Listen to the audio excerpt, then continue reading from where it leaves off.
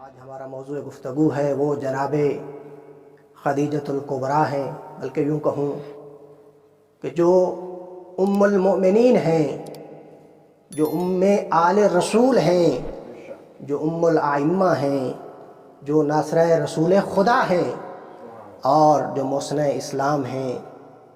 وہ ہستی کوئی اور ہستی نہیں، وہ مادر فاطمہ زہرا ہیں۔ محمد و آل محمد صلوات اللہم صلی علی محمد و آل محمد۔ وہ ملکۃ العرب ہیں، وہ سیدہ قریش ہیں، وہ ہمسر پیغمبر گرامی اسلام ہیں کہ جن کا تذکرہ آپ کی سماعتوں کے حوالے کرنا ہے۔ سبحان اللہ۔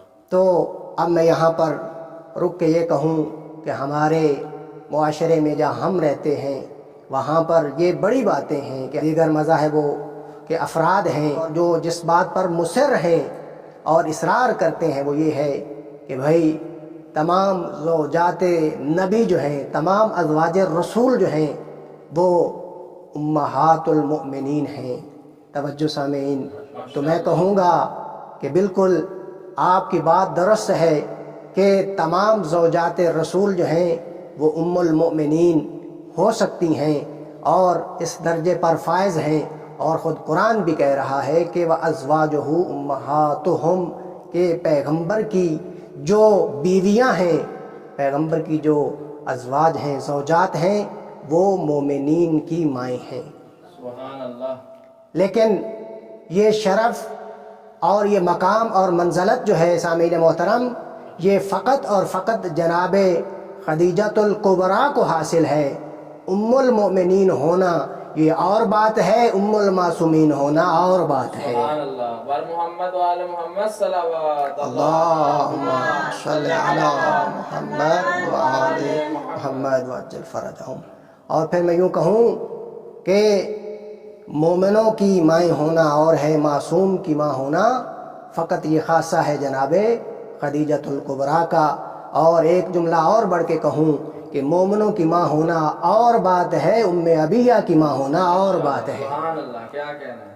بآواز بلند صلوات پڑھیں۔ اللہم صلی علی محمد و آل محمد وعجل فرجہ۔ تو یہاں پہ کسی شاعر نے کیا خوب کہا، اتنا آسان نہیں مثل خدیجہ ہونا، اتنا آسان نہیں مثل خدیجہ ہونا، شرط ہے اس کے لیے مادر زہرا ہونا۔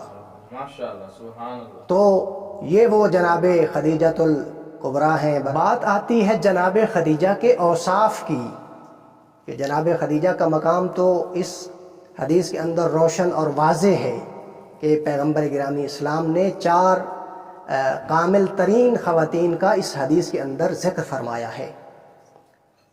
تو اب مقام جناب خدیجۃ الکبریٰ کو بیان کرنا ہے سامعین محترم، تو سب سے پہلے آتے ہیں کہ اس جناب خدیجۃ الکبریٰ کا جو مقام ہے، جو اوصاف ہیں، جو خصوصیات ہیں، وہ کیا ہے۔ پہلی خصوصیت یہ ہے کہ ایمان اور اعتقاد جو تھا وہ راسخ تھا، اس میں تزلزل نہیں تھا کہ ایک دفعہ اسلام کو قبول کیا پھر کسی وجہ سے، کسی دباؤ کی وجہ سے اس سے جو ہے پیچھے ہٹی ہوں۔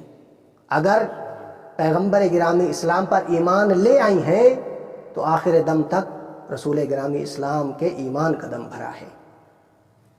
اور دوسری جو خصوصیت ہے وہ عزم اور ارادہ تھا کہ جناب خدیجۃ الکبریٰ کا جو عزم اور ارادہ تھا وہ مضبوط اور محکم تھا، اس میں بھی متزلزل نہیں ہوتی تھی، جو ارادہ کر لیتی تھی اس کو پایہ تکمیل تک پہنچاتی تھی۔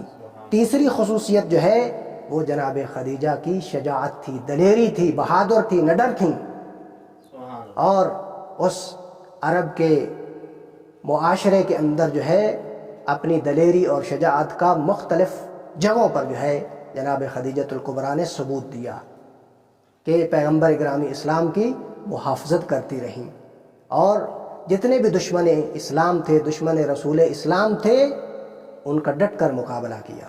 اور چوتھی جو خصوصیت تھی جناب خدیجۃ الکبریٰ کی سامعین محترم، وہ ایثار اور قربانی اور فداکاری کا جذبہ تھا ان کے اندر۔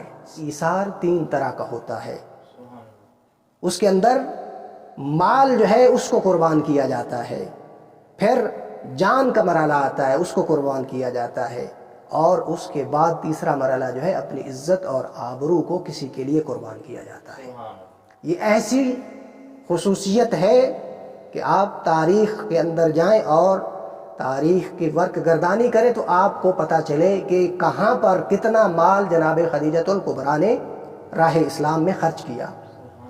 تو جو میں نے روایات پڑھی ہیں ان کے اندر 80,000 اونٹ، ایک حدیث جو ہے، روایت جو ہے 80,000 اونٹ جو یمن میں، بصرہ میں، شام، دمشق میں کیا ہوتے تھے، قاہرہ میں موجود تھے مختلف زمانوں میں، کہ جن کے ذریعے جو ہے جناب خدیجہ کے مال کو جو ہے وہ نقل و حمل کیا جاتا تھا۔ اور ایک دوسری روایت کے مطابق 1,00,000 اونٹ، سبحان اللہ، سبحان اللہ، 1,00,000 اونٹ تھے کہ جن پر وہ سامان جو ہے تجارت کا، سامان تجارت بندھا جاتا اور اس کو مختلف جگہوں پہ منتقل کیا جاتا۔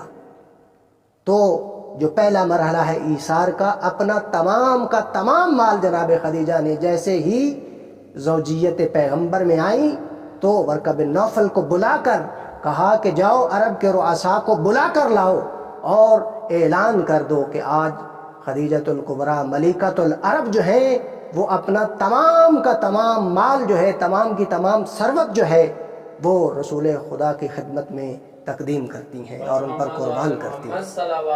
اللہم صلی علی محمد وآل محمد۔ اور ایسا ہی ہوا، رؤساء کو بلایا گیا اور پھر مقام ابراہیم اور زمزم کے درمیان کھڑے ہو کر یہ اعلان کر دیا گیا جناب خدیجہ الکبریٰ کی طرف سے کہ بھائی آج سے جتنا بھی مال ہے وہ مال رسول اللہ کا مال ہے، جتنے بھی غلام ہیں وہ رسول اللہ کے غلام ہیں، جتنی بھی کنیزیں ہیں وہ تمام کی تمام رسول اللہ کی کنیزیں ہیں۔ اور حتیٰ یہاں تک کہ میں ایک اور جملہ کہتا جاؤں جس پہ آپ اور ہم کو حیرانی ہونی چاہیے، مال کے بارے میں فرمایا المال مالک، یا رسول اللہ یہ میرا مال آپ کا مال ہے، والبیت بیتک، اور یہ میرا گھر جو ہے آپ کا گھر ہے۔ اور آخر میں جو جملہ فرمایا عزیزان گرامی وہ یہ ہے کہ وَأَنَا أَمَتُكَ، اور میں خدیجۃ الکبریٰ، میں ملکۃ العرب، میں سیدہ قریش، آپ رسول گرامی اسلام کی کنیز ہوں۔ سبحان اللہ، سبحان اللہ،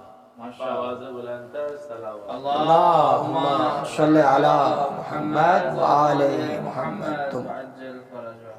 مقام جناب سیدہ واضح ہوتا ہے کہ جو دیگر افراد کے لیے ملکہ ہیں، سیدہ ہیں، سردار ہیں، لیکن رسول گرامی اسلام کی نسبت خود کو کنیز کہہ رہی ہیں، اور اعتقاد راسخ کا نتیجہ ہے، ان کے عزم اور ارادہ محکم کا نتیجہ ہے کہ خود کو ملکۃ العرب ہوتے ہوئے، کہ جن کا چرچا جو ہے نہ فقط حجاز میں، حجاز سے باہر بھی جن کی شہرت تھی اور چرچا تھا، اپنے آپ کو کنیزی رسول خدا میں دینا جو ہے اس کو فخر سمجھ رہی ہے۔ یہ تو تھا خود جناب خدیجہ کے اس ایثار کی نسبت کہ مال جو ہے، مال میں ایثار کیا اور راہ خدا میں اور دین اسلام کی نشر و اشاعت کے لیے جتنا بھی مال تھا سامعین محترم تمام کا تمام قربان کر دیا۔